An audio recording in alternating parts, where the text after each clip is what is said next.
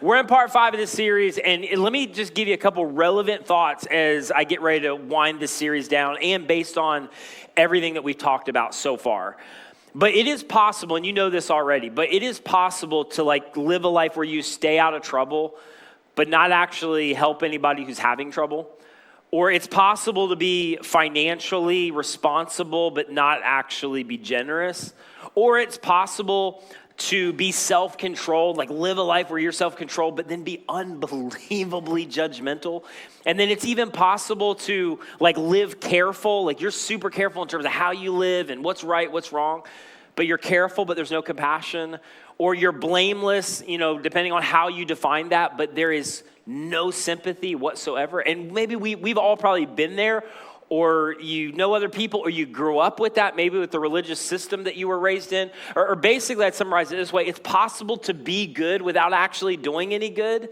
You check the list, you're good, you behave all the right ways, but it's not actually leading to helping anybody else. Or to put it in another way, it's possible to be a good person without doing good for another person. And for some of you, that's the religious system you grew up in. They were good, they had the checklist. And some of the best people you know in terms of their outward morality were some of the worst people that you knew. Because it's possible to be a good person without actually doing good for another person.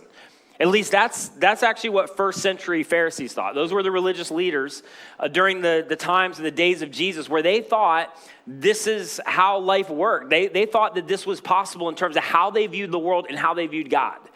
And then Jesus showed up. And you hear us talk about this all the time, but Jesus introduced a brand new end game that it is hard to overstate. I think it's impossible to overstate, was game changing. When I say this, it's not hyperbole. He came to completely dismantle the religious system and introduce something brand new that over and over again was just disorienting, because it completely changed how they should view God and how they should view the scriptures and view the world and view culture. And again, he gave them a brand new end game that the religious systems of the day didn't offer, and in a lot of cases still don't offer today. In fact, over and over again, Jesus would say things like, if you read the Gospels, Matthew, Mark, Luke, and John, the life of Jesus, he would say things like, you've heard it said. Basically, you were raised on, somebody told you, you heard it in a lesson at church. You've heard it said, but I say, ... And then Jesus would introduce something that was just so other. It's just this upside down subversive kingdom thinking that honestly the world had never seen. So among the religious leaders, this caused a lot of angst. They were jealous of Jesus, and ultimately they wanted to try to arrest Jesus. So I'm going to come back to that in just a second to talk about it today. To catch you up, if you haven't been here, if you're watching online, in this series now, part 5, here's our definition of integrity, because we're talking all about integrity. And we just said it's this: it's doing what you ought to, even if it what? You don't actually know if you have integrity until you come to a crossroads and you got to make a decision, and the decision is going to hurt you. It's not going to benefit you. And what we've said is integrity is a thing that we celebrate in others. We even expect it from other people, even if we don't live up to it, and we don't all the time. And maybe at some level it gives evidence to God if you feel this, even if you're not sure you believe in God, because it's interesting. There seems to be this outside standard of integrity. Don't lie, don't cheat, don't steal, that presses on our conscience, and we didn't create it, and we can't really shake it. In fact, as we've said, there's certain parts of your life you wish you could shake it. You don't want to feel that thing. You don't want your conscience to be as loud as it is. I think that may give evidence to the fact that there is a God, and there is this standard that is outside of us. But what we've said is, when it comes to our integrity, when our integrity fails, our integrity erodes, the consequences of that lack of integrity is always transferred to other people. That's why this series is a big deal. As we've said, when you don't have integrity, your irresponsibility always becomes somebody else's responsibility. And, some of you had that in the form of a sibling that just was off the rails and completely irresponsible, and you didn't get the attention you deserved. And there was some stuff in your childhood that's always been off balance because of them. Others of you, as you got to an adult, you started having to kind of parent your parents because of some irresponsibility. And isn't it true? It's never, ever localized. Somebody else's responsibility always becomes your responsibility. So the guide verse in our series, and I'm hoping, I'm not going to ask you because I'll feel bad if nobody responds. I'm hoping some of you have memorized this verse by now. Anybody? I said I wasn't going to ask. Don't answer. I don't want to know. As you go out today, I think there's some of these left. We gave a decal or sticker away. You can pick one of these up with the verse on it. I'd love for you to put it somewhere, even, commit it to memory. But here's what we said. The integrity of the upright will do what? It'll inform, it'll direct all their decisions. So just one more time, if you haven't been here, that a person with integrity, they live upright. It's all about the posture of their living. They're not looking down and seeing and responding to what's right in front of them, what I want today, what's going to benefit me today, what's going to be expedite where I want to get in life today. Because a lot of times the quickest route to get to where you want to be is not the most ethical route. But the person who's guided by integrity is upright, looking to the future, and it's not about immediate, it's ultimate. It's not about now, it's about later, it's about 5 years, 10 years. It's about weighing my decisions in light of the future, and sometimes that's hard to do. But the person of integrity, all of their decisions and relationships are informed and guided by that integrity, but the crookedness of the treacherous has the potential to destroy a relationship, a dream, a career, how you think about yourself or your reputation. It has the potential to destroy everything. And here's the thing, and this is why I want to talk about it for these weeks, and we'll tie a bow on it today. But the reason this is so important is because all of this, all that we've talked about, goes to the heart of what it means to actually follow Jesus. And here's why. One day, Jesus was with some religious leaders, the Pharisees, Sadducees. They were the religious leaders, religious elite of the day. And he starts telling these parables, and these religious leaders make a kind of surprising observation about Jesus. And it wasn't a compliment. They were trying to trap him, as we'll see in a second. But they make this surprising observation. And the context is Jesus is telling these parables, which are like untrue stories that are used to illustrate something true. So he's telling these stories to them. And this is why one of the reasons I love Jesus among many. But he gets to the end of these parables to the religious leaders. And the religious leaders realize that they were the punchline in every single one of Jesus' parables. And so they get to the end, and the religious leaders are furious. They're already angry at Jesus. They're jealous at Jesus. They're jealous of the crowds. And so they begin to scheme a way to trap Jesus in order to arrest him. But here's the problem they had. If you've ever read the Gospels, the problem that they had in terms of arresting Jesus was the crowds got in the way because the people held that Jesus was a prophet. Like, this was the issue for years. This is why they couldn't arrest Jesus, because the crowd loved Jesus. I mean, the crowd was huge fans. Thousands flocked to Jesus. They didn't like the religious leaders, and so they were on Jesus' side. So the whole goal of the religious leaders, and eventually they would win out within years, their whole goal was to somehow get the crowd on their side so they could arrest Jesus and not create a mob scene. So here's what they came up with. Here's their strategy. 3 different religious groups or people came with 3 different questions, and their whole goal was to trap Jesus in order to get the crowd against him, and then they could haul him away. So first up was the Pharisees. And actually, it wasn't even the Pharisees. It was kind of the Pharisees' minions or their assistants, because the Pharisees wanted plausible deniability. They didn't want to be at the forefront. So they're like, okay, you guys, here's the question. Go ask Jesus. We'll act like we didn't know about any of it. And if you do your job well, we can trap him, get the crowd on our side, and arrest him. So Pharisees' minions were the first up, and they come to Jesus and say, Teacher, we know that you're a man of integrity, which sounds like a compliment, but they're just trying to set him up. We know that you're a man of integrity. Now, real quick, it is interesting that the way Jesus lived, the way Jesus conducted himself throughout his ministry, it was his integrity. Basically, his willingness to do what it was right, no matter what the cost was or what anybody thought. It was that integrity that actually exposed the Pharisees and their absolute obsession with the approval of people. I mean, the Pharisees were all about their reputation. They were all about the approval of other people around them. And they were willing in a lot of cases to do bad in order to look good, because that was the chief end of their life. And so Jesus' integrity kind of exposed them. So they're like, we know you're a man of integrity and that you teach the way of God in accordance with the truth. Now, just real quick side note, and then I'll get back to the conversation. This is so important, this idea of the way of God, because it is the way of God that is the pathway to the will of God. And I don't know what you think about this. God does not orchestrate every decision that you have. God has set the world up to work according to cause and effect and sow and reap. And he's given us choice, which is an amazing thing. But God at some level has a will, has a plan, has a destiny or a dream for your life. And what you will find in the scriptures is that the will of God is the pathway to clarifying. The way of God is the pathway to clarifying the will of God. Or to say it another way, the way of God is the way of integrity, and the way, or the will of God for us, is the way of integrity. Meaning, For God to clarify his personal will and destiny and dream for your life, he does that as you are willing to follow his general will for your life. Meaning the degree to which you are willing to act on what you already know, which is the way of God, and the way of God is the way of integrity. And so as you're willing to go, God, I'm going to trust you, I'm going to surrender to you, I'm going to do what you want me to do and what is right, even though I'm not sure of the outcome. That is the means as you follow that general will of understanding and clarifying God's specific purpose and will for your life. And here's the thing you just need to know. God always clarifies in the midst of obedience. He never does it beforehand. That's what the Bible actually talks about when it talks about walking by faith. That is, you are willing to obey and act and do what is right before you know whether it's going to work out well. That is opening yourself up to God, intervening and clarifying what he has for your life. And for some of us, the reason that we're stuck and we feel like there's a lack of integrity for what's next and what God has for us is because we're stuck in a place where we're not willing to act on what we know and do what we ought to, even if it will cost us. But the moment we're willing to take that step of faith, we're moving in the direction of Jesus. We're moving in the direction of the way of God and integrity to where it opens the door for God to clarify his purpose and will for our life. That's the way of God. And so back to the conversation. Teacher, we know that you're a man of integrity and that you teach the way of God in accordance with the truth. And Jesus, because the way of God guides you, you aren't what? Swayed. You aren't swayed by others. This is so relevant to us. Because when you are more committed, when I'm more committed to doing what is right than I am what other people think, you set yourself up to not be swayed by what other people want you to do.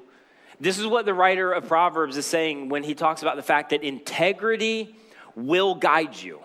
Integrity will guide you forward, and integrity will guide you in such a way that you will be free from what other people think about you. But you won't just be free from what other people think about you. You will be free to do good for other people regardless of what those other people think.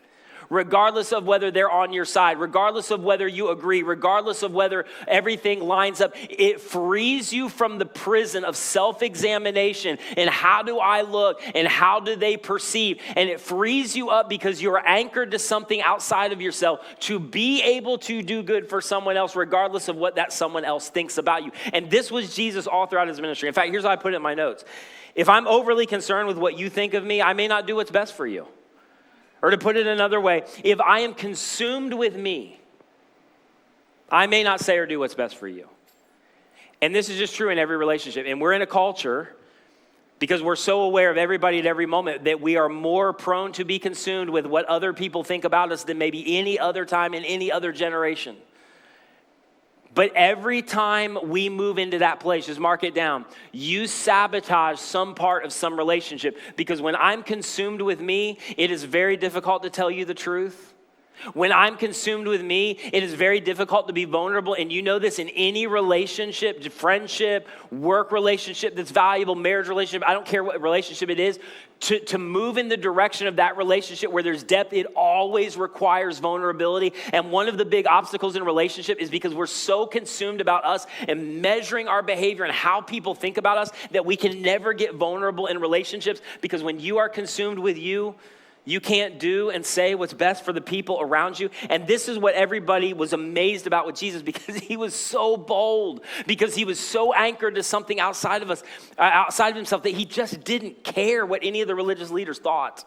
He just wasn't swayed by it. And so back to the combo. Teacher, we know you're a man of integrity, that you teach the way of God in accordance with the truth, and you aren't swayed by others because you pay no attention to, not what they say, you pay no attention to who they are.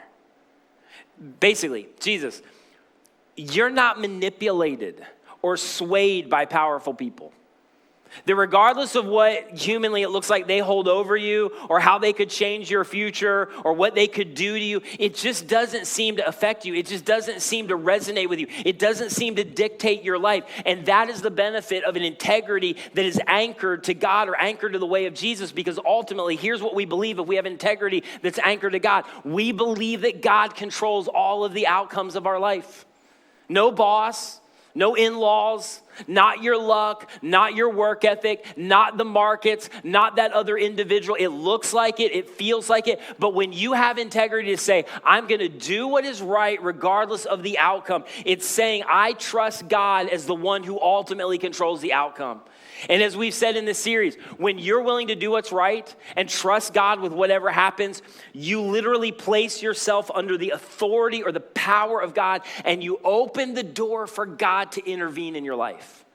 But when you step outside of that, when you are unwilling to do what you know is right because you fear the outcome, God still loves you. God's still with you.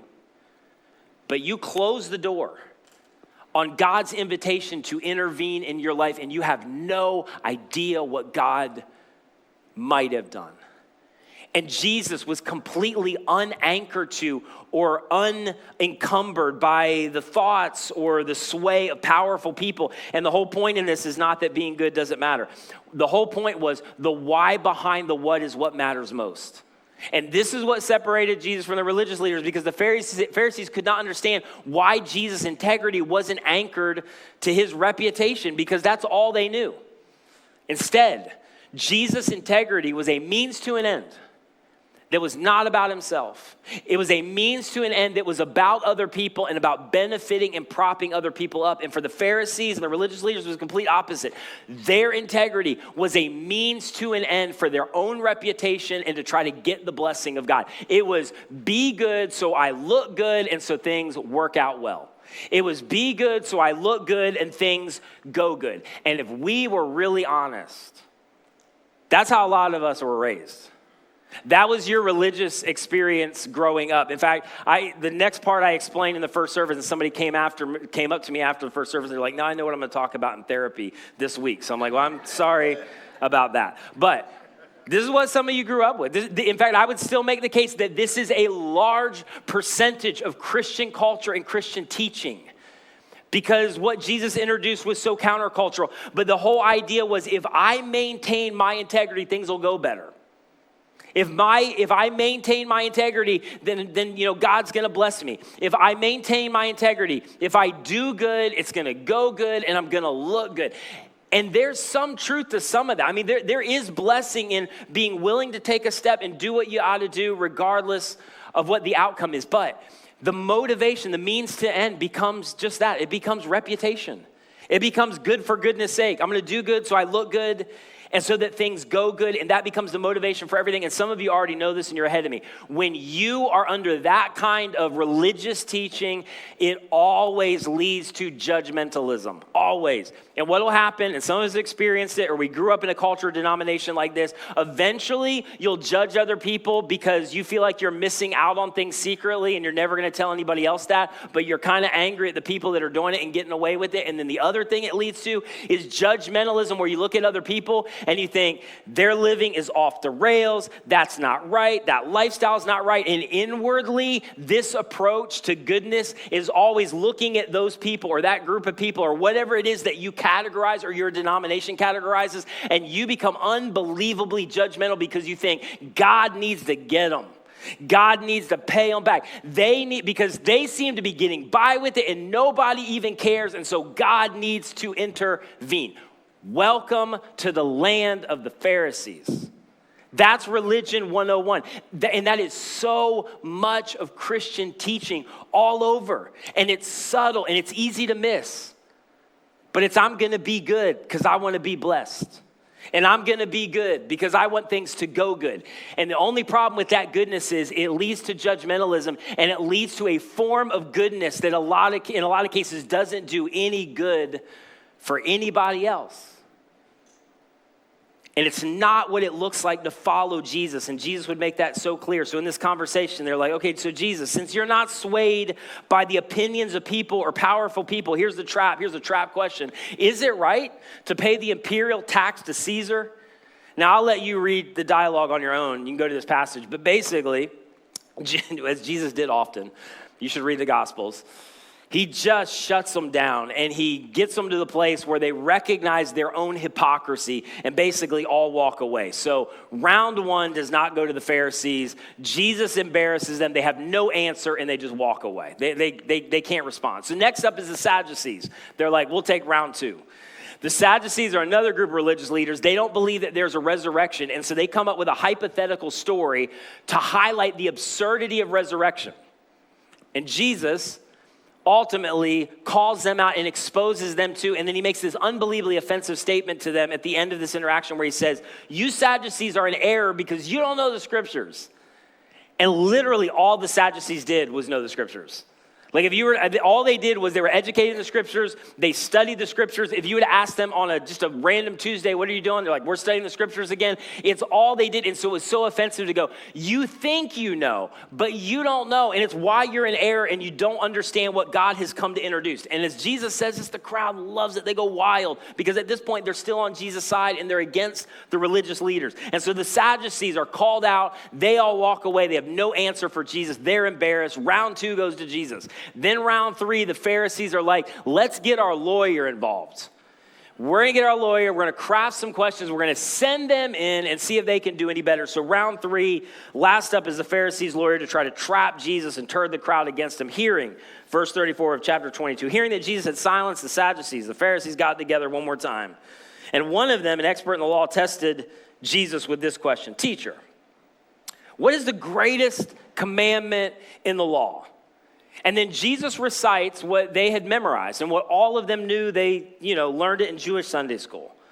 In verse 37, Jesus says these very familiar words to everybody in the crowd. Love the Lord your God with all your heart, with all your soul, with all your mind. This is the first and the what?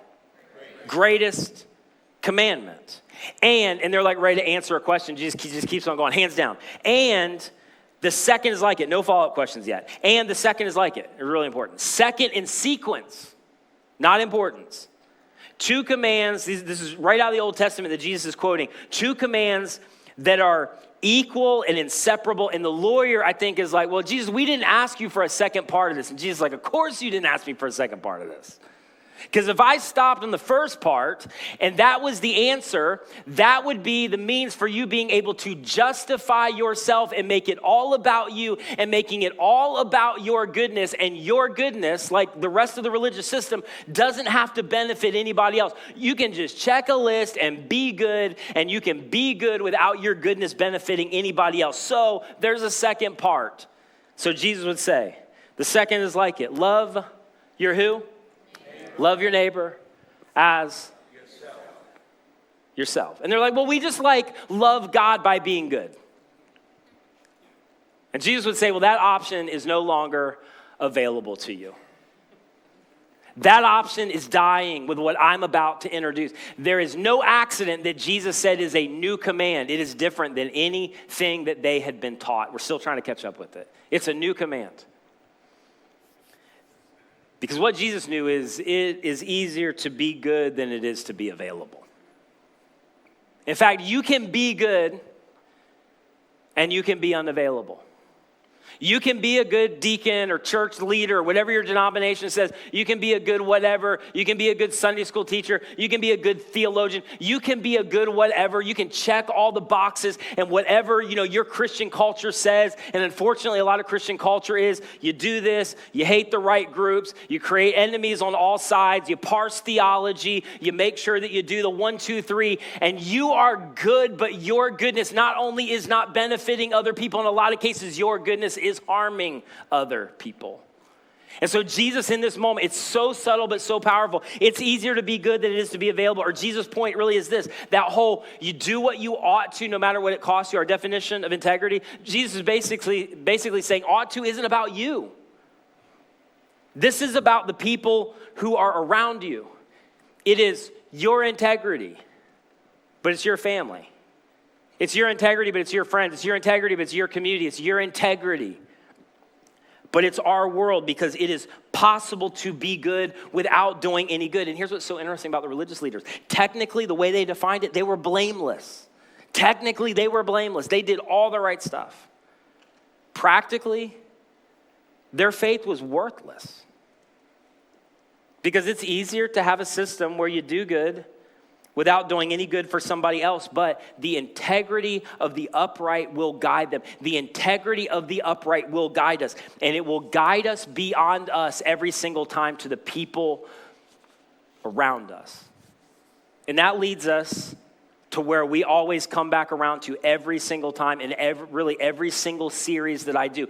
It always ends the same way at some level when you talk about following Jesus. So if you recognize a theme in all the series we do, regardless of the topic, it's because subtly I am trying to teach you how to interpret the scriptures as Jesus defined it. Because when Jesus showed up, I cannot emphasize this enough, he changed the game, he created a new end game, and he became the filter for how we would interpret the scriptures, how we would view God, how we would view people. And it's why every single topic, I don't care what you're talking about, integrity, prayer, whatever series, whatever book of the Bible you're looking at, it always winds back around to Jesus' new covenant, New Testament teaching. And so here's the words of Paul, if I could just quote him. Paul was a religious leader.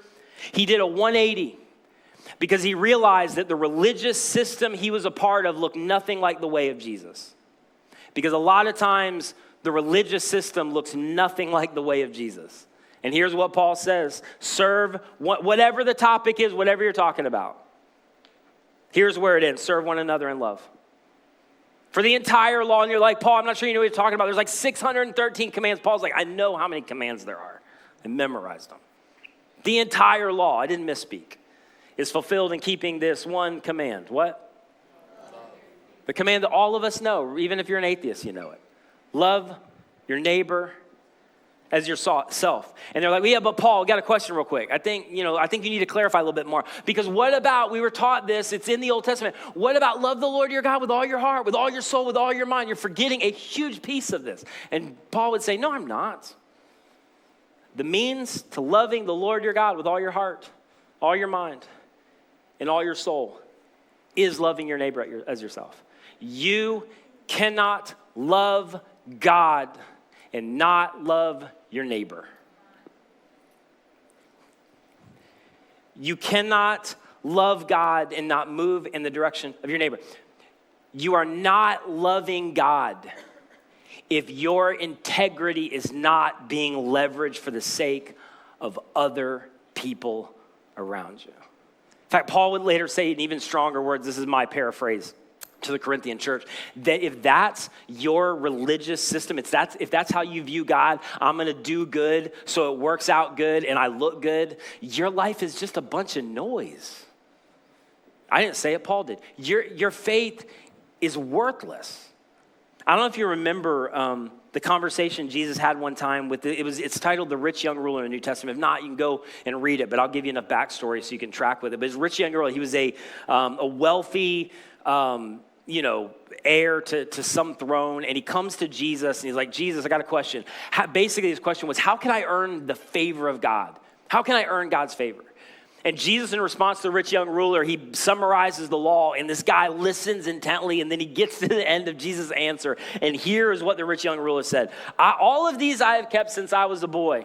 I mean, it's basically a lot of times our response, depending on how you grew up. I'm good. I'm really good. I know the stuff. I attend church. I like the checklist. I'm all about the things that people tell you got to be about, and the big hot button issues, whatever it is, cultural or the area that I live. Like, I'm a good Christian. I check all of the boxes. And so he's like, Jesus, I'm good. What else you got? And then verse 22, Jesus is like, well, you lack one thing. And the guy's like, hit me. You have no idea how good I am. And Jesus is like, sell everything and give it to the poor. Now, just real quick, this is a whole nother series, but Jesus was making a specific point to a specific person. That's so important. One of the ways, I'm going to come back to this maybe in the next series, but one of the ways that we misinterpret so much of the scripture is that there is a nuance to reading the scripture. There's different literatures involved. There's certain things. It's not all written to you. There are certain things that were written to a specific group to make a specific point that is not applicable to you. So this is not poverty theology of everybody should sell everything and live poor and you'll be closer to God. In fact, Jesus teaches that we shouldn't feel guilty if God has given us more, like he has done most of us with where we live. You should just feel responsible. You should just be more generous. So this was a specific point to a specific person, but the application still applies because it was a hyperbolic way of saying to this guy, you are good, but your goodness is simply a means to an end. You're just like the Pharisees. It is good so you can look good and so that things can go good. But you, this is Jesus' point, you are not as good as you think in the context of God's value system. And so this rich guy is like, what? Sell everything I have, give it to the poor. Nobody put that on the list. We didn't grow up with that. Nobody taught us that on flannel graph. Nobody has ever mentioned this in our life because Jesus is getting to the why behind the what and not just the what. He is creating a system where you can't checklist it anymore. And so Jesus smiles at this guy. He's like, well, I'm not done. And then he says to him, after you do this, come and follow me.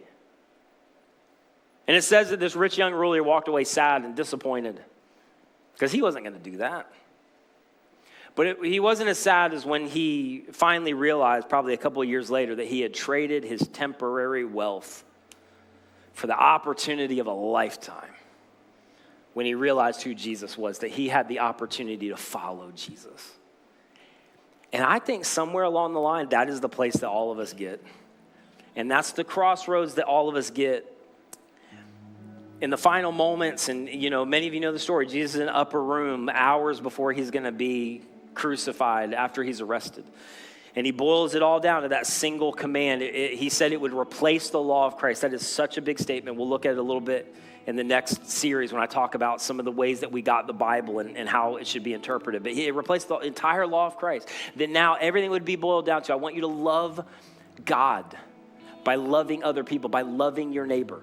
And in loving your neighbor, that is now the means to love God. And as I've said here so many times, vertical religion was replaced where you can just have this thing of like, I'm going to be good for goodness sake, good so that I look good, so that things go good, and I can ignore other people. That is what turned many of you off to the church. That is not the way of Jesus. Now it would be horizontal religion, that what I do in relationship to other people is actually the litmus test for how much I love God. And those two things are now inseparable. And so Jesus would say in those final moments, I want to boil it all down to this: give, serve, love.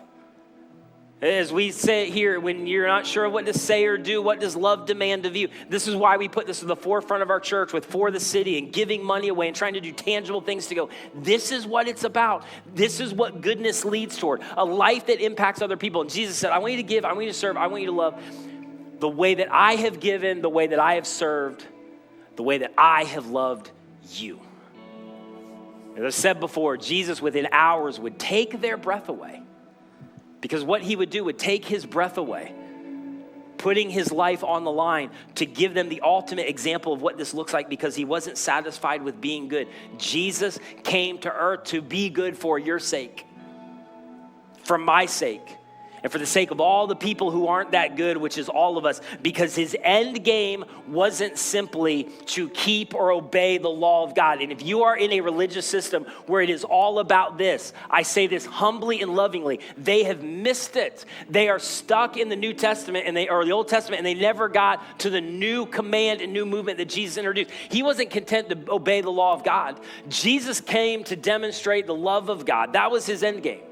And now he wants that to be the end game for every single follower of Jesus, because it is possible to be good without doing any good. And that is not the way of following Jesus. What if it was said of you toward the end of your life? And you should think about this. What if it was said of you? What if it was said of us? What was said of Jesus? That they are people, they're an individual that are led by their integrity. That next verse in Matthew.